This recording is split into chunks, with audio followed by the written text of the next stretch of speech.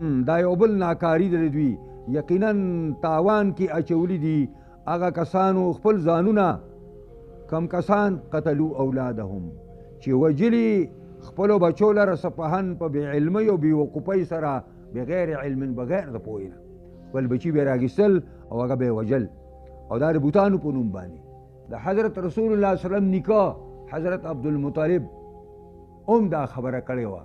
چې کماله خدای پاک لس زامن راکړه نو زما په دې لسو زامنو کې به یو زوی چې کوم دی یو زوی هغه به زه د الله د دې خپل بوتانو دپاره ذبحه کوم دا یاد کړی کله چې هغه وشو لس بچي برابر شو نو حضرت عبدالله د نبی علیه السلام چې کوم پلار دی هغه باندې دغه راوخته چې دی به ذبحه کېږي بیا یې د هغه زمانې د علماو نه تپوس وکړو چې د دې څه کفاره شته دی چې سړی بچ کړي او هغه نو هغې ویل او تاسو سلو خان به حلال کړي او دی به بچ نو سلو خان یې حلال کړه او د نبي علیه السلام پلار بچ شو د دې وجې نه حدیث کې راځي نبي علیه السلام وایي انا ابن ذبیحین زه د دوو قرباني شوو کسانو بچی یم چې یو زما خپل پلار و بل مې نیکه و حضرت اسماعیل علیه السلام حدیث څخه هلته دې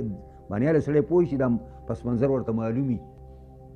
چې عبدالمطلب دغسې نظرانه منلې وه او بیا یې د هغې په ځای باندې سلو خان حلال کړي او هغه بچ شوی و نو دغسې هلته حضرت ابراهیم علیه السلام اسماعیل علیه السلام په خوب کې لیدلی او چې حلالوم دی او پیغمبرانو خوب وحی هغې حلالو او د هغې فدیه د اسمان نه راله او الله تعالی بچ کړو نو انا